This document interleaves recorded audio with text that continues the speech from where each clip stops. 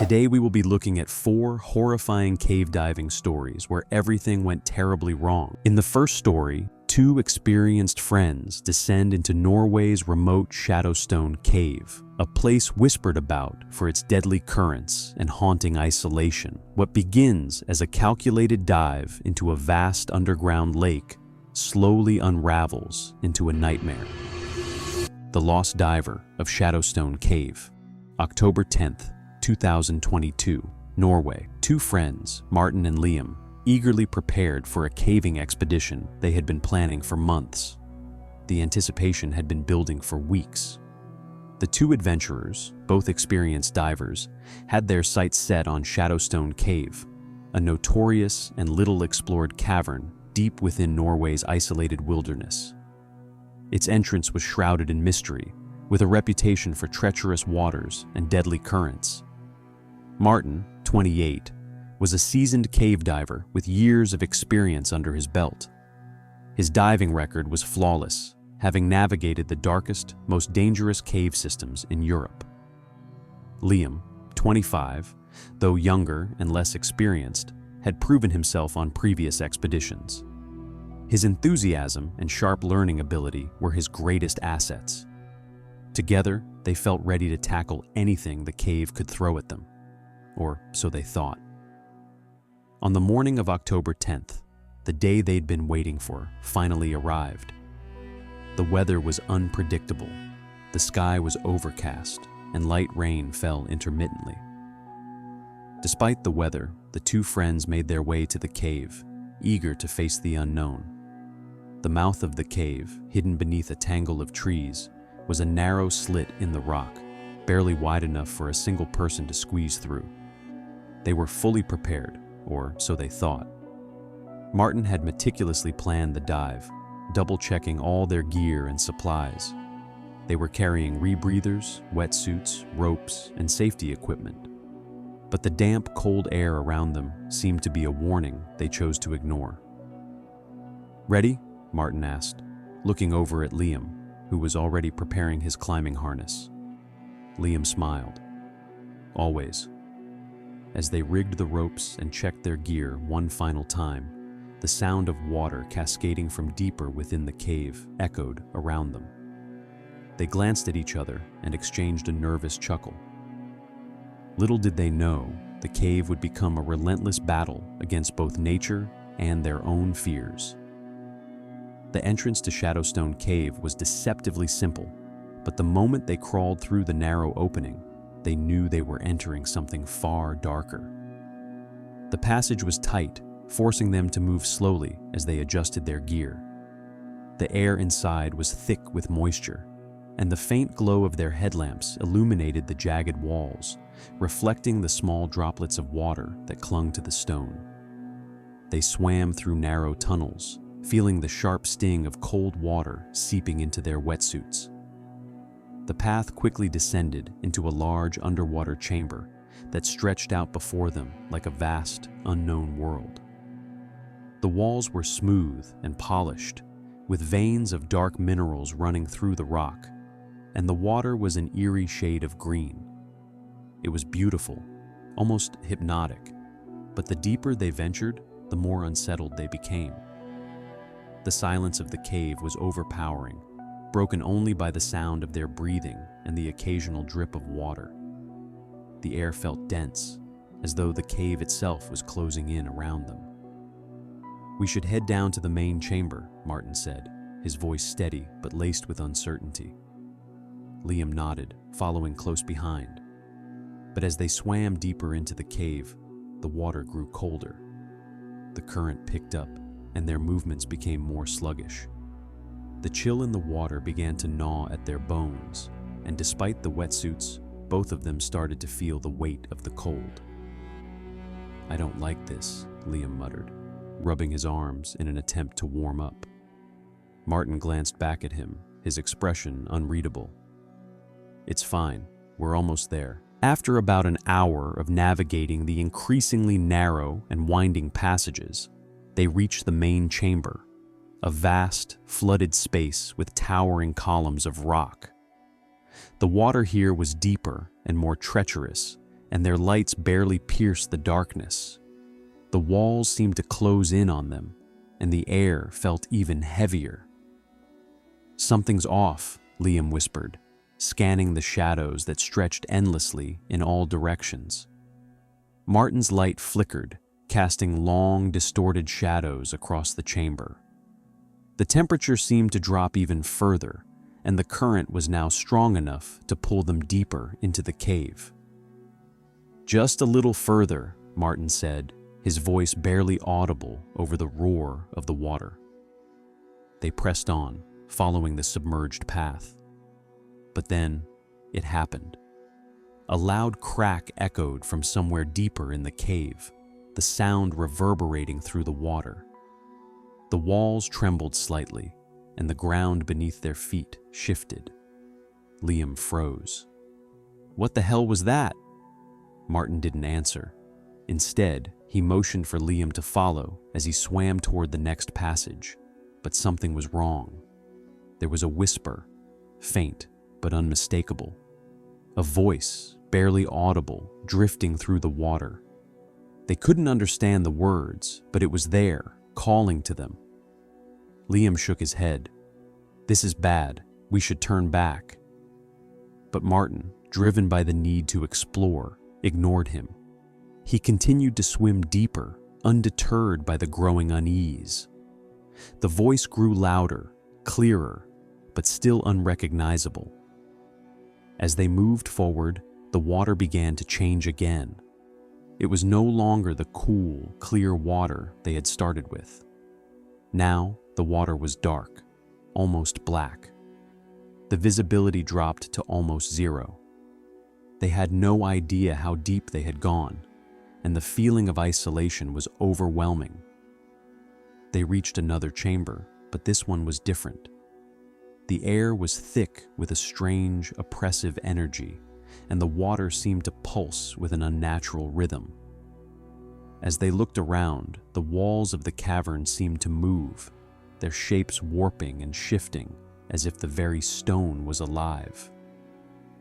"Martin, I don't feel right. We need to get out of here," Liam said, his voice trembling.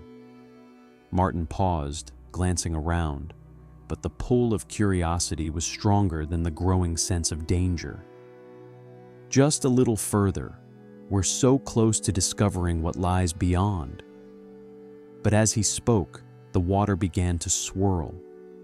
Not from their movements, but from something deeper within the cave, something that was moving beneath them, out of sight.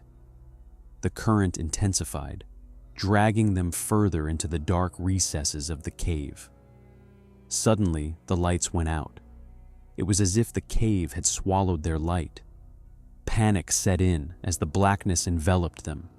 They were completely blind, floating in a void of absolute silence, the water swirling violently around them. "Martin," Liam called out, his voice panicked. "I can't see you." But there was no response.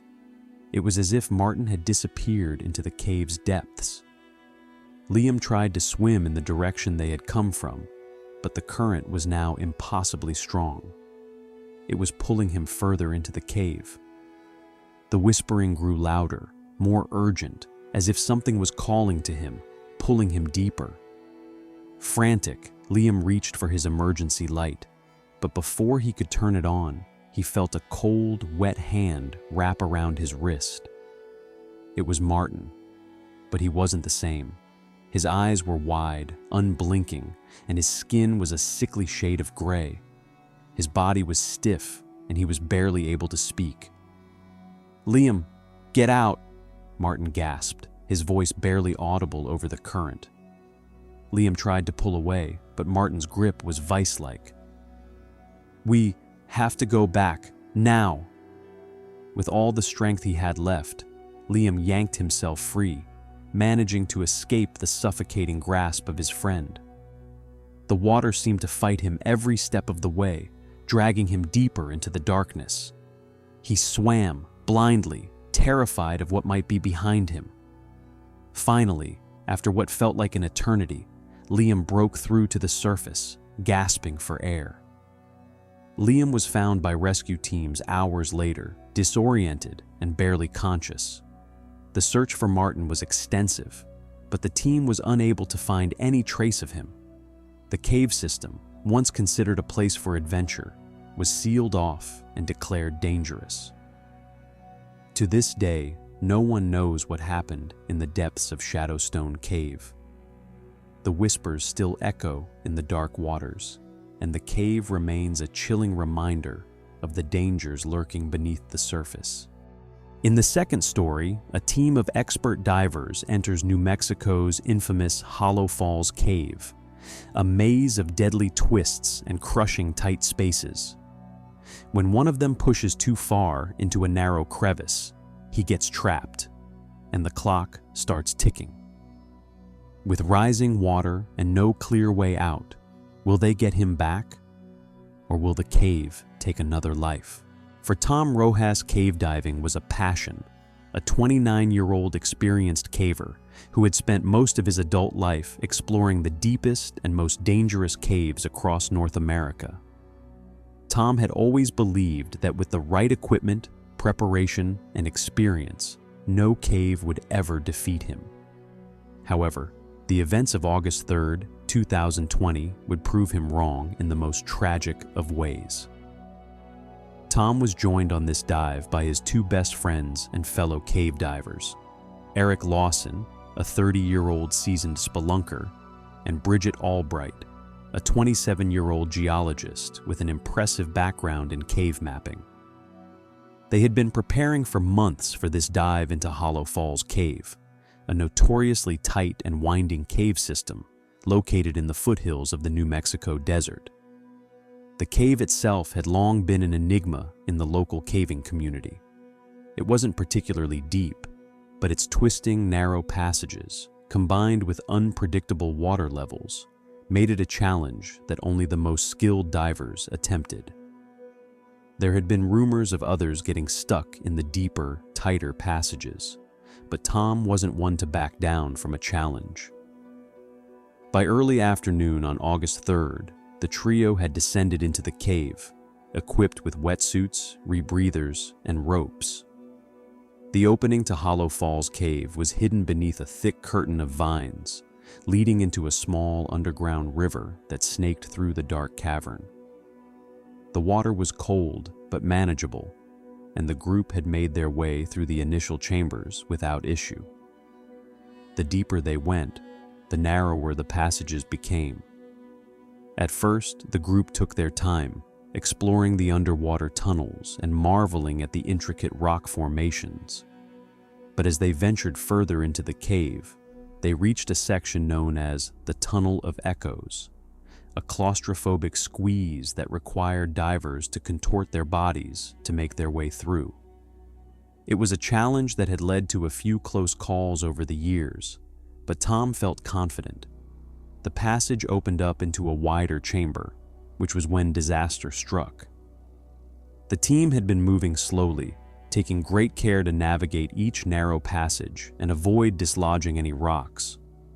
However, there was one stretch of rock they hadn't anticipated, a small, tight passage, no more than a foot wide, that led downward to a lower chamber. Tom, being the smallest and most agile of the group, volunteered to go through first.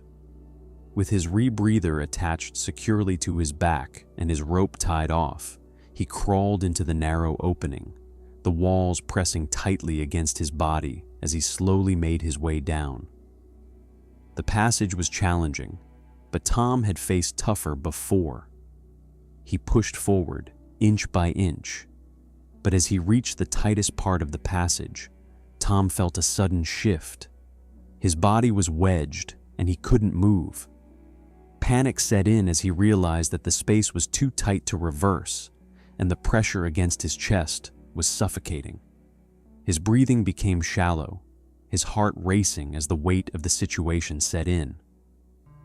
"Tom," Eric's voice crackled through the radio, his voice calm but filled with concern. "Are you okay?" "I'm stuck," Tom replied, his voice strained. "I can't move." Panic gripped Eric and Bridget, as they swam toward the narrow passage where Tom had gone. They could see his legs dangling from the opening, and the reality of the situation hit them hard. The walls of the tunnel were pressing in on Tom from all sides. His chest was compressed, and with every breath, it became harder to inhale. Eric reached out to grab Tom's legs, trying to pull him back, but it was no use. Tom's body was wedged so tightly in the rock that even with all their strength, they couldn't budge him. They tried everything, pulling, pushing, even attempting to loosen the rocks around him with their hands. But the more they struggled, the more Tom's body remained trapped. "Tom, stay calm, we'll get you out," Eric shouted, but his voice lacked conviction. He could feel Tom's body trembling beneath his hands, the desperation in the air thickening with each passing second. Bridget was on the radio, contacting their emergency team. "We need help," she said, her voice wavering.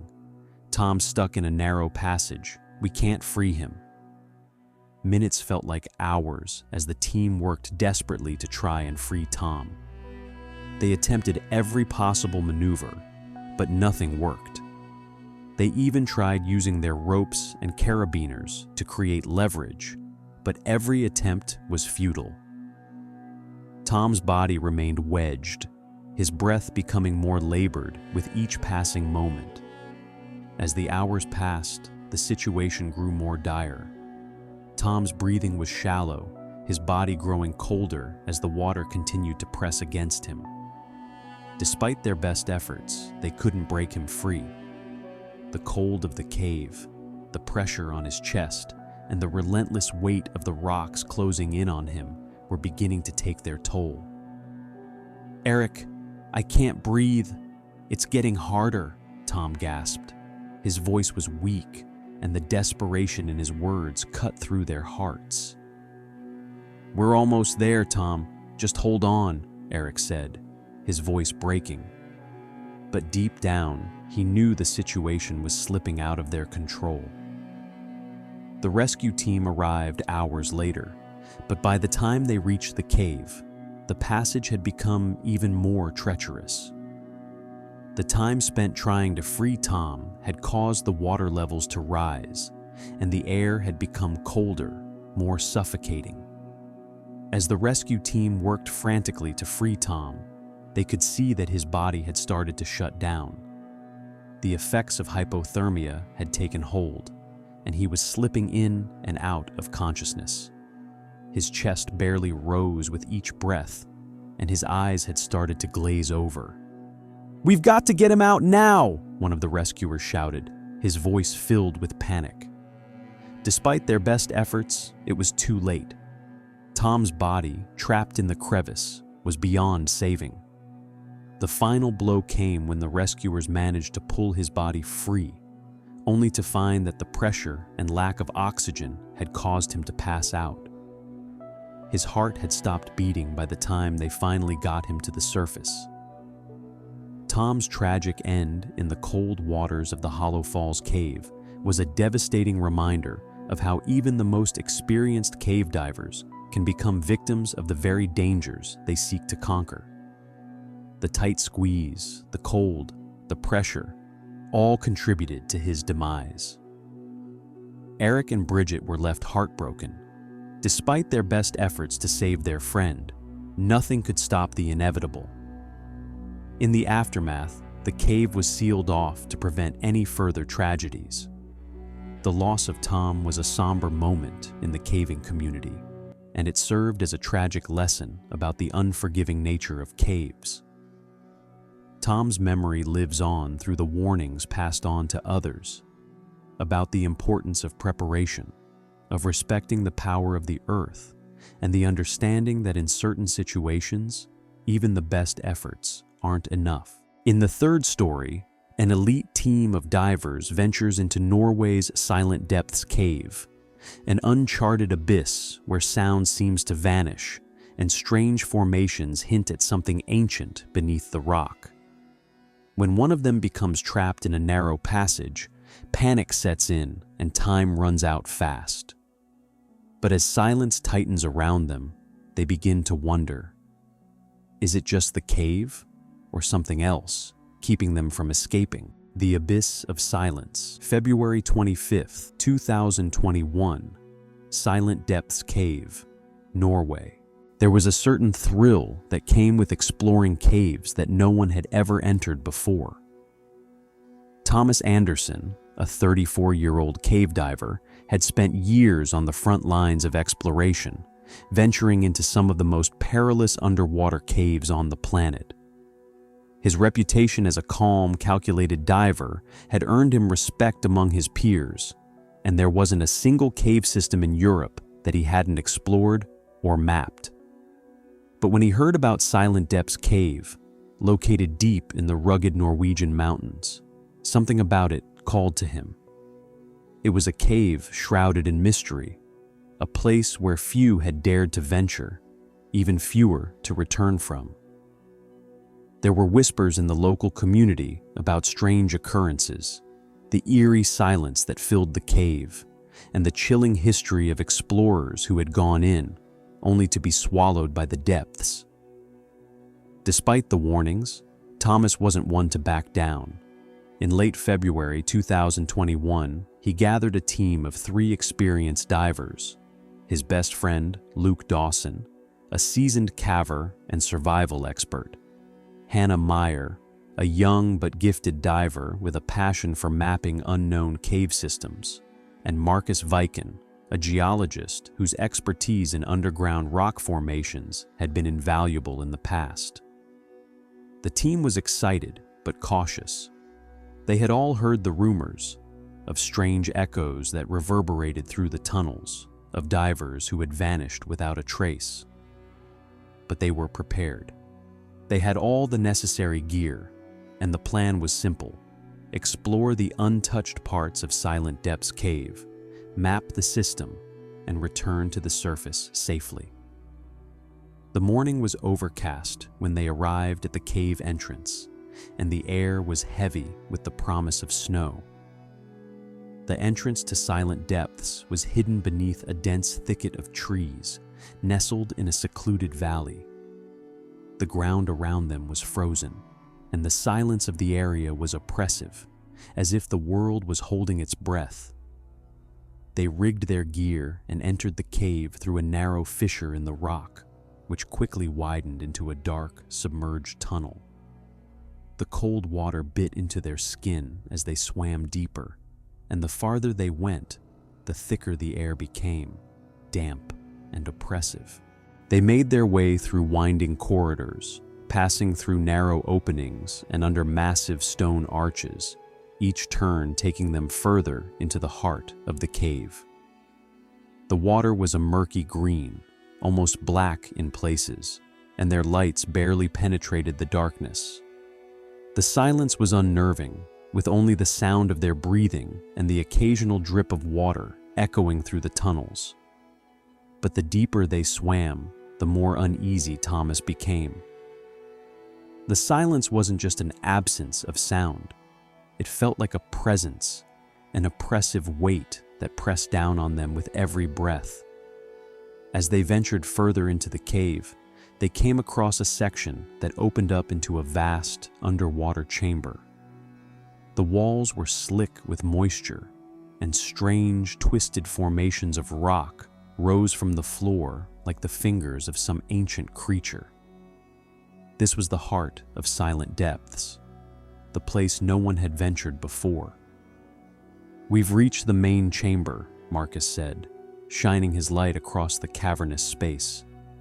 His voice echoed eerily, swallowed by the unnatural silence that filled the room. Thomas felt a chill run down his spine. There was something about this place, something wrong. The cave felt alive, as though it were watching them, waiting for them to make a mistake. He tried to shake off the feeling, focusing instead on the task at hand. But it was hard to ignore the weight of the silence pressing in on him. They spent several hours exploring the chamber, mapping the tunnels and taking measurements. Everything seemed to be going well, and yet the feeling of being watched never left them. As the hours passed, the oppressive silence grew thicker, and their movements grew slower, more deliberate, as if the cave was draining their energy. By the time the team reached a narrow passageway, the mood had shifted. There was an unspoken tension between them, an unease that had crept into their minds. The tunnel they were about to enter was extremely tight, and the air was thick with moisture. They were all aware of the risks, but they had come this far. Hannah went first, squeezing through the passage with ease, followed by Marcus. Thomas and Luke were the last to enter. The narrow tunnel twisted and turned, the walls pressing against them as they crawled deeper into the unknown. They were forced to move slowly, trying not to disturb the delicate rock formations that lined the walls. But then, as Thomas squeezed through a particularly tight turn, he felt something shift. His body became stuck. It wasn't just a slight discomfort, he was wedged, immobile. Panic surged through him as he tried to pull himself free, but the more he struggled, the more he became trapped. "Luke! Marcus! Help!" Thomas shouted, his voice muffled by the walls of rock. Luke, who had been following closely behind, immediately tried to pull Thomas free, but the more he tugged, the more stuck Thomas seemed to become. The walls of the cave were pressing in on him from all sides, and his chest began to tighten. His breath became shallow, and the cold seeped through his wetsuit, sapping his strength. "Thomas, calm down!" Luke shouted, trying to keep his friend from panicking. But Thomas could feel the water pressing against him, suffocating him, and the silence was deafening. "Get me out, Luke, please!" Thomas's voice was desperate, but the more he struggled, the tighter the passage seemed to become. Hannah and Marcus arrived at the scene, their faces etched with concern as they assessed the situation. But despite their combined efforts, they couldn't free him. Thomas was wedged too tightly, and the water was growing colder by the minute. His body was becoming numb, and his fingers were stiffening as the cold began to take hold. For what seemed like hours, the team worked tirelessly to try and free Thomas. They tried every technique they knew, pulling, shifting rocks, even attempting to loosen the walls of the tunnel with their tools. But it was no use. The passage was too tight, and Thomas was trapped. His breath grew more shallow with every passing minute. The panic was setting in, but the real terror came when Thomas's limbs stopped responding. His body was going into shock, and despite his friend's best efforts, he was slipping into unconsciousness. The team had no choice but to call for emergency help. They sent a distress signal to the surface, but the situation was dire. The rescue team would take hours to arrive, and by that time, it was too late. Thomas had succumbed to the cold and the pressure. By the time the rescue team arrived, the damage was done. Despite their best efforts to extricate him, the tunnel was too narrow and the passage was too tight. Thomas was lost, his body still wedged in the small, narrow crevice where he had become trapped. It was a tragedy that would haunt the surviving team members for years. Despite their experience, despite their best efforts, they had failed to save their friend. The cave had claimed another life. In the aftermath, the Hollow Falls cave was sealed off, and new regulations were put in place to prevent future tragedies. Thomas's memory lived on in the warnings given to new cavers: to respect the cave, to never underestimate its power, and to always be prepared for the unexpected. In the fourth story, a team of seasoned divers enters Scotland's infamous Black Abyss, a labyrinth of freezing water and twisting rock. When one of them gets stuck in a narrow, flooded passage, a race against time begins. But as the silence deepens and hope fades, the cave itself seems to tighten its grip, refusing to let him go. Scotland's Black Abyss Cave had long been a subject of fascination in the caving community. Hidden beneath the fog-laden hills of the Scottish Highlands, it was notorious for its tangled passages, treacherous water levels, and dark depths. The cave had claimed its fair share of explorers, though the stories of its dangers only seemed to draw in more thrill-seekers. One of those thrill-seekers was David Harper, a 31-year-old cave diver with a passion for the unknown. David had explored caves all over Europe, his reputation for precision and bravery preceding him wherever he went. But he had never encountered anything like the Black Abyss. The cave's entrance was deceptively unassuming, a small, almost invisible fissure hidden beneath a moss-covered boulder. But once inside, the world became a maze of tight corridors and flooded chambers, with twisting tunnels that seemed to go on forever. David had prepared extensively for this dive, having spent weeks researching the cave's history and talking to cavers who had ventured into it before. He was joined by two experienced divers, Emily Duncan and Jack Ross, both of whom had extensive cave diving experience. Together, they had planned to explore deeper into the cave, mapping out uncharted sections that had eluded divers for years. The day they entered the cave, the weather was damp, and the air was thick with mist. The entrance to the Black Abyss was as foreboding as the cave's name suggested. They rigged their diving gear and squeezed through the narrow passage, immediately entering a submerged section of the cave. The water was cold and murky, and the current was stronger than expected. At first, the journey was straightforward. The trio navigated through narrow tunnels, their lights flickering in the darkness. The occasional drip of water echoed off the walls, creating a haunting soundtrack for their exploration. But as they ventured deeper, the atmosphere grew heavier.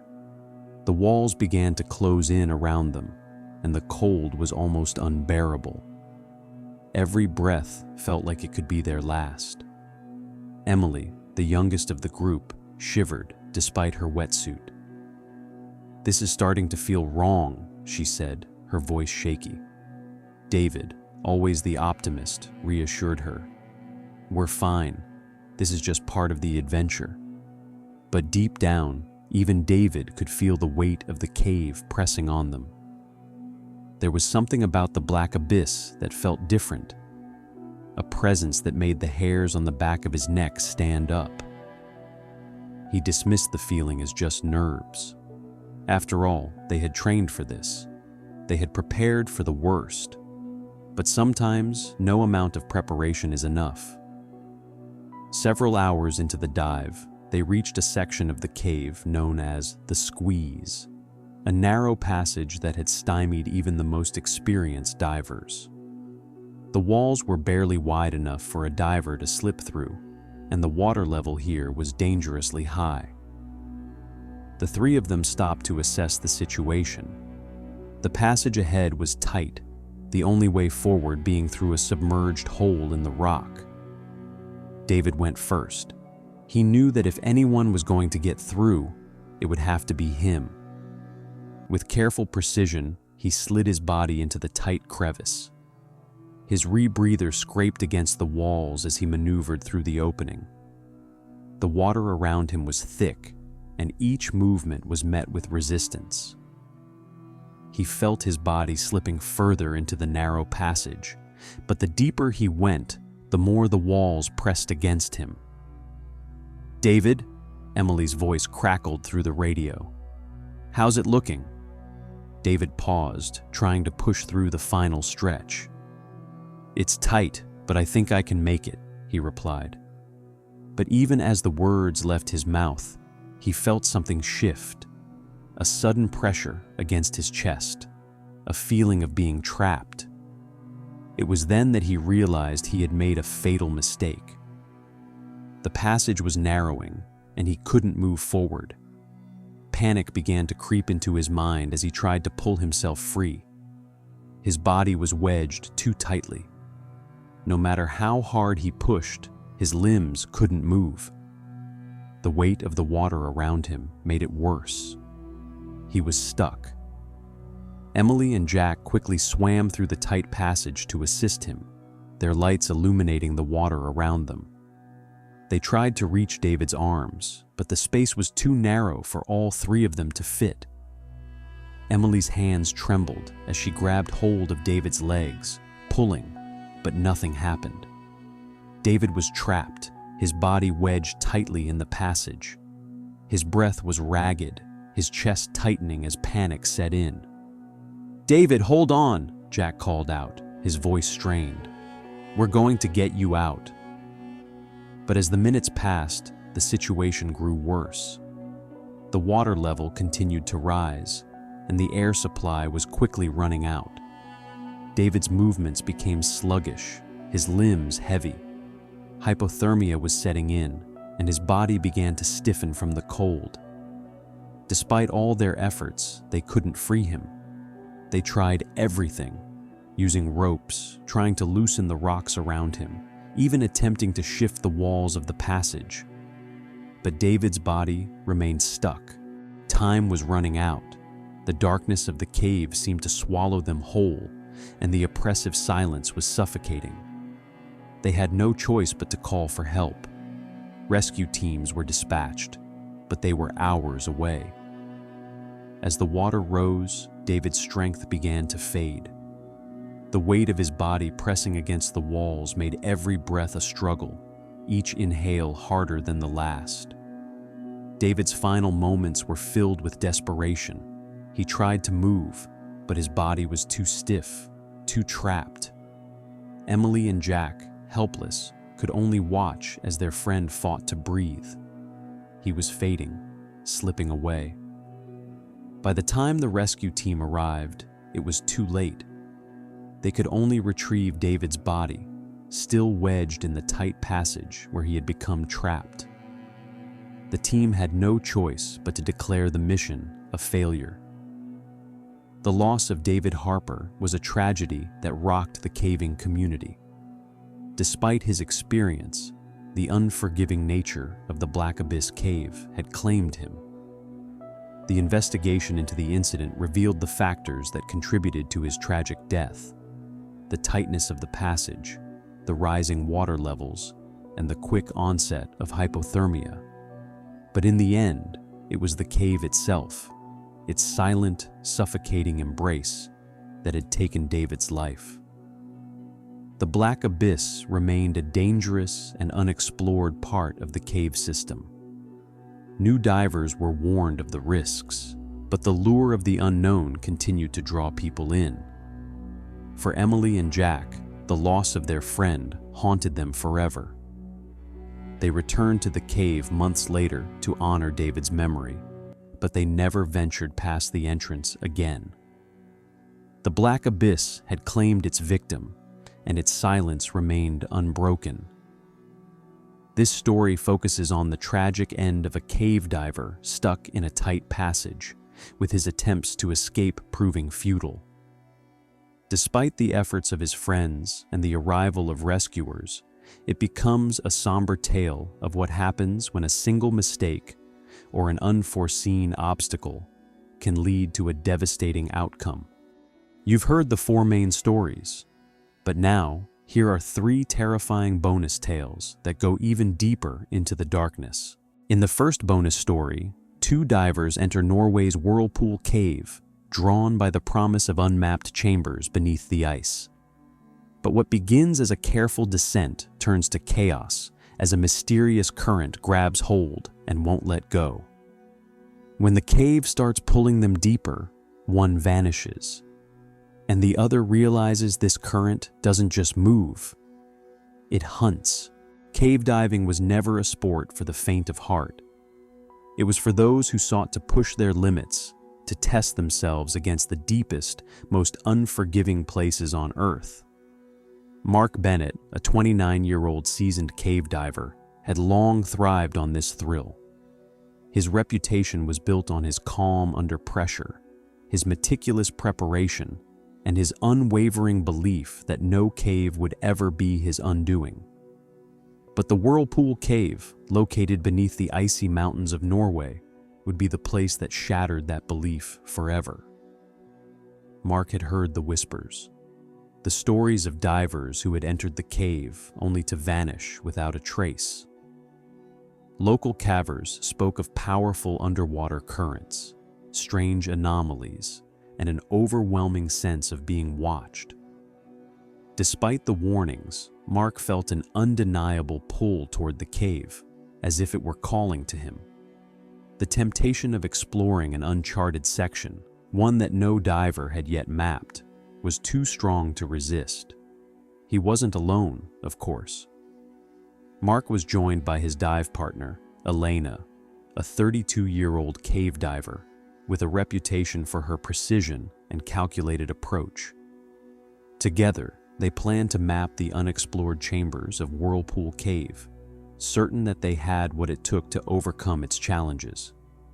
Their goal was clear: descend into the depths, discover the unknown, and return safely to the surface. The day they entered the cave, the weather was typical for the region: cold, gray, and unwelcoming. The air was damp, thick with fog, and the rocky terrain outside the cave was treacherous underfoot. As Mark and Elena made their way to the cave entrance, they paused, feeling the weight of the silence around them. The cave's mouth loomed before them, a yawning black void surrounded by jagged rocks. It was a place that inspired both awe and dread. They rigged their diving gear and descended into the water, the freezing cold hitting them immediately. The water was dark and murky, visibility barely extending beyond a few feet. They relied on their headlamps, which illuminated the passageways ahead in eerie streaks of light. Their progress was slow but steady. The air was thick, the silence profound, and the deeper they went, the more the atmosphere seemed to close in around them. As they moved further into the cave, Mark began to notice something that felt off. The current, which should have been gentle, was strangely erratic. Sometimes it would pull them in one direction, then suddenly push them back the other way. At first, Mark chalked it up to the natural currents in the cave system, but something about it felt unnatural, almost as though the water itself had a mind of its own. Elena, too, felt the change in the water. "This current doesn't feel right," she said, her voice barely audible through the communication system. Mark nodded. "I feel it too. Stay close. Let's keep going for now." But as they continued deeper, the current began to intensify. It wasn't just the water moving, it was pulling them, stronger and faster with each passing moment. Mark struggled to maintain control, trying to swim against the force, but the cave seemed to be alive, its water dragging them deeper into its depths. The further they ventured into the cave, the more the phantom current took control. It felt as if the water had become a living thing, swirling and pulling them in different directions, never allowing them to find stability. They had been in caves with strong currents before, but this was something different. It was as if the cave was testing them, pushing them to the brink of exhaustion. "We need to turn back," Elena shouted through the comms, her voice strained. She was struggling to keep up with Mark as the current pulled at her every movement. Mark glanced back at her, his face grim. The passage ahead seemed to open into a wider chamber, but the path to get there was treacherous. The current was growing stronger, forcing them to fight every inch they moved.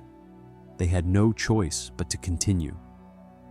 But as they entered the larger chamber, something unexpected happened. The current abruptly changed direction, pulling them toward an opening in the rock that neither of them had noticed before. The force of the water seemed to drag them into the unknown, faster and faster, until they could no longer maintain control. Mark's hand reached for the wall, desperately trying to find some grip, but the rock was too slick, the current too powerful. Elena was right behind him, but her strength was fading. She reached out to grab his arm, but the current snapped her away, and in an instant, she was out of his reach. "Elena!" Mark screamed, his voice swallowed by the roar of the water. But it was too late. Elena was gone, lost to the cave. The next day, Elena's lifeless body was found in a remote section of the cave. She had drowned, caught in the very current that had taken them both so far into the abyss. Despite Mark's desperate attempts to rescue her, she had been lost. Mark's body was recovered days later, still trapped in the narrow passage, his body wedged between the rocks. The phantom current had claimed him too. The rescue team discovered that the cave had been changing, shifting in ways they had never anticipated. The water currents, which had been relatively predictable in the past, had somehow become far more dangerous, pulling divers deeper into the cave and trapping them in its depths. It wasn't the first time the Whirlpool Cave had claimed lives, but it would be one of the most tragic. Mark and Elena's deaths were a grim reminder of the unforgiving nature of the earth. The phantom current that took their lives was never fully understood, but it was clear that the cave had a will of its own, one that could not be defied, no matter how experienced the diver. The Whirlpool Cave was sealed off following the deaths of Mark and Elena, with authorities warning that it remained one of the most dangerous cave systems in the world. Despite their tragic end, the memories of Mark and Elena lived on in the stories passed on to future generations of cave divers. A warning of the dangers that lurk beneath the surface and the force of nature that cannot be tamed. The phantom current, like many forces of nature, remained a mystery, its power unknowable. And so, the cave claimed its victims, swallowing them whole, as it always had. In the second bonus story, seasonal diver Sarah Richards enters New Zealand's Echoing Hollow, a cave known for unnatural silence. Deep inside, she begins to hear a voice, one that calls her by name. What she's chasing isn't a rescue, it's a trap, and some echoes never stop. Sarah Richards had always been drawn to the unknown. At 32, she was a seasoned cave diver with a track record that spanned some of the world's most dangerous and unexplored underwater caves. Her reputation was built on precision, care, and the courage to venture into places that most people would never even consider. Yet, despite all her experiences, she had never faced a challenge like the one awaiting her in the deep, murky waters of Echoing Hollow Cave. Echoing Hollow was a hidden cave system beneath the mountains of New Zealand, a place that few had even heard of, let alone explored.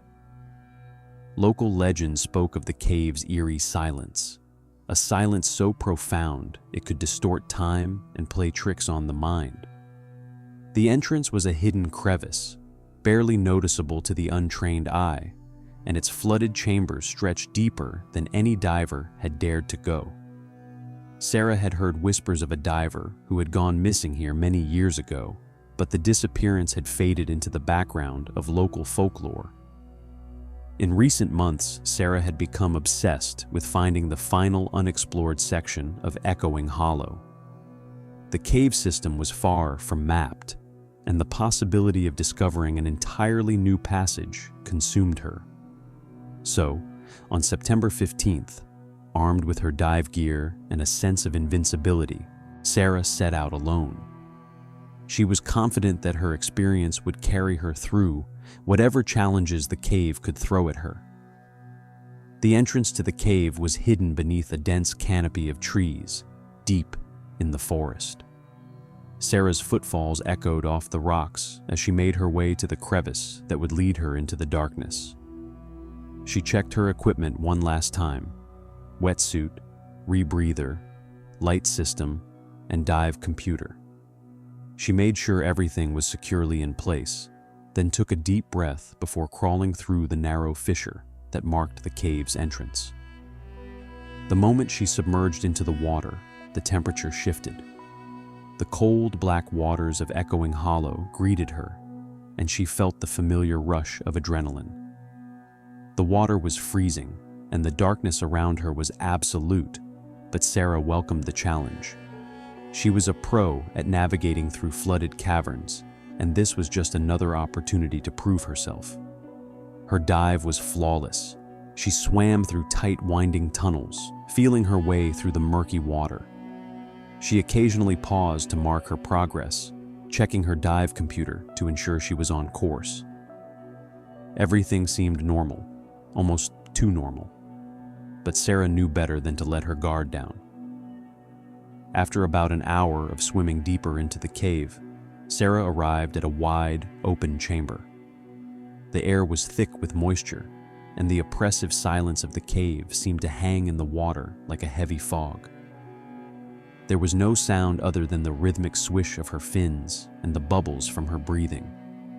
She moved slowly, taking in the cave's eerie beauty. Stalactites hung from the ceiling, their sharp, jagged edges reflecting the faint glow of her flashlight. The water was still, as if the cave was holding its breath. But then, something unexpected happened. At first, Sarah thought it was just the acoustics of the cave. But as she swam deeper into the chamber, she began to hear it. A faint noise, almost like a whisper. It wasn't the usual sounds of her own movements or the water. It was something else, something far too clear. She paused, her hand gripping the rock as she listened. The noise grew louder, but it wasn't a whisper. It was a voice. It sounded like it was calling out, faint and distorted by the water, but undeniably real. "Help! Me! Please!" Sarah's heart skipped a beat. She strained her ears, trying to pinpoint the source of the voice, but it seemed to echo off the walls of the cave, coming from all directions at once. Her first instinct was that it was just the acoustics, the natural phenomenon that caves were known for, where sounds traveled and bounced in strange ways. "Okay, calm down," Sarah muttered to herself, shaking her head. "It's just an echo." But the voice persisted, louder now, more desperate. "Please, help me. I'm stuck." The sound sent a chill through Sarah's spine. She had been diving for years, and she knew how caves could play tricks on the mind. But this wasn't just a sound, it was an unmistakable cry for help. Sarah took a deep breath and adjusted her rebreather. Her dive had already taken her deep into the cave, and the thought of turning back now seemed almost impossible. But the voice, unmistakably human, was pulling at her. The voice called again, and this time it was clearer, more direct. "Sarah, please help me. I'm down here." Her blood ran cold. The voice had called her by name.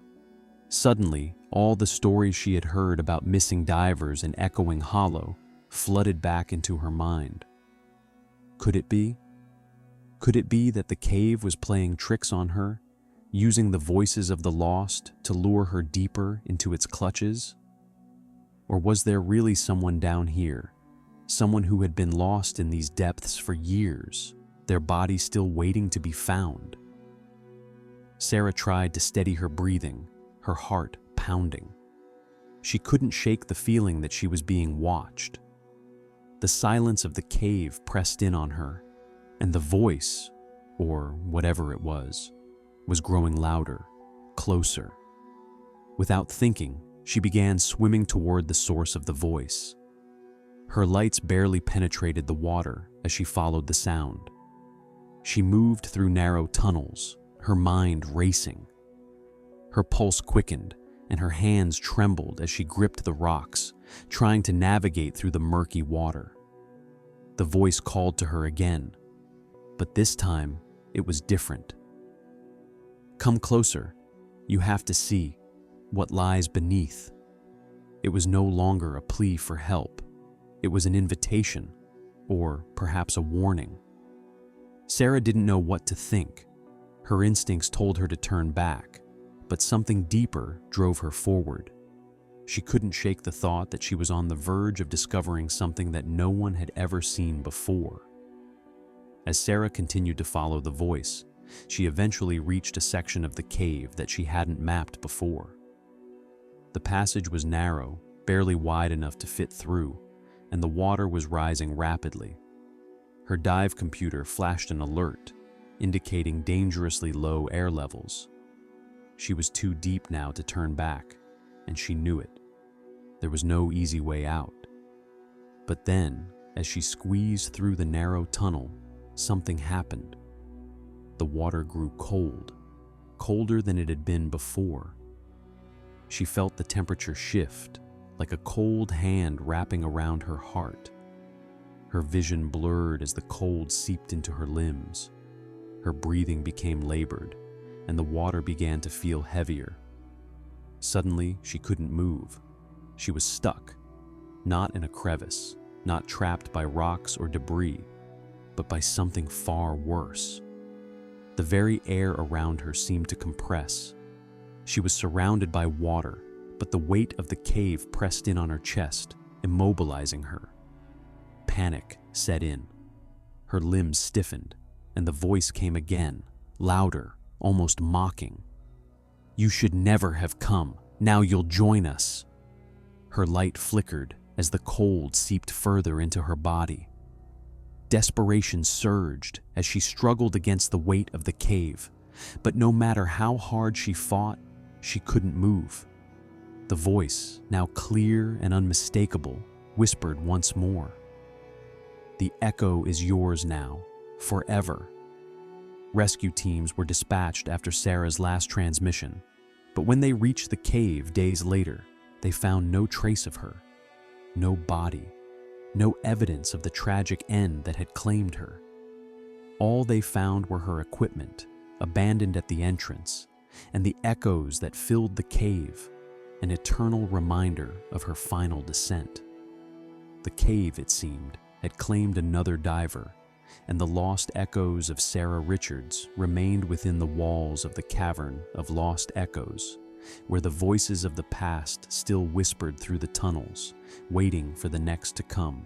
In the last bonus story, two geologists enter a hidden river cave beneath the Swiss Alps. At first, the water is calm, but soon an invisible current begins pulling them deeper. It's not just flow, it's intent. And once the river chooses you, there's no turning back. Daniel and Isla, both experienced geologists and cave divers, were excited to explore the newly discovered Hollow River Cave, a subterranean river flowing deep beneath the Swiss Alps. Their mission was to map the river and trace its course, but they had no idea the cave would test them in ways they had never imagined. The cave's entrance was narrow, hidden beneath thick vegetation, and the water was still, unnervingly still. As they made their way through the cave, everything seemed fine at first. The water was cool and the chambers spacious, but as they ventured deeper, they began to notice something odd. The current started to pull them, though the water had been perfectly still before. "Did you feel that?" Isla asked. The water's pull was subtle, but unmistakable. Daniel shrugged, trying to remain calm. "It's probably just natural flow. Let's keep going." But as they progressed, the current grew stronger, dragging them deeper into the cave, through narrow tunnels they hadn't accounted for. The walls around them seemed to close in, and the water's pull became more forceful. The further they ventured, the more unsettled they became. The current wasn't just strong, it felt like the water was leading them somewhere. Soon they reached a vast chamber, where they felt the water trying to force them into a small opening. The air was thick, and they noticed strange carvings on the walls, signs of something ancient. "We shouldn't be here," Isla said, fear creeping into her voice. But the current was now unyielding. It pushed them forward, as though the cave itself was guiding them to an unknown destination. They tried to turn back, but the water had grown unnaturally strong, making it impossible to escape. The river seemed to have a mind of its own, and no matter how hard they fought against it, they were pulled toward an unmarked passage. The narrow passage led them into a suffocating chamber, where the current ceased to exist. The water was eerily still, but as they looked around, they saw skeletal remains of past explorers. The chamber was cold, and their air tanks began to run low. The river had led them here, to this tomb. Desperation set in. "We need to get out," Isla gasped, but the water around them seemed to hold them captive. There was no way to return to the surface. The realization hit them. The cave had claimed them. The river, once calm, had now become a trap, pulling them deeper with each breath. When rescue teams arrived, they found no trace of Isla and Daniel. The hollow river cave remained sealed, its deadly current still pulling at anyone brave enough to enter. The cave's unrelenting hunger for explorers was clear. Once the river had drawn them in, it would never let them go. That's it for this episode. If you want to hear more terrifying stories, click on the video now showing on your screen, and don't forget to subscribe to stay up to date with the latest horrifying stories.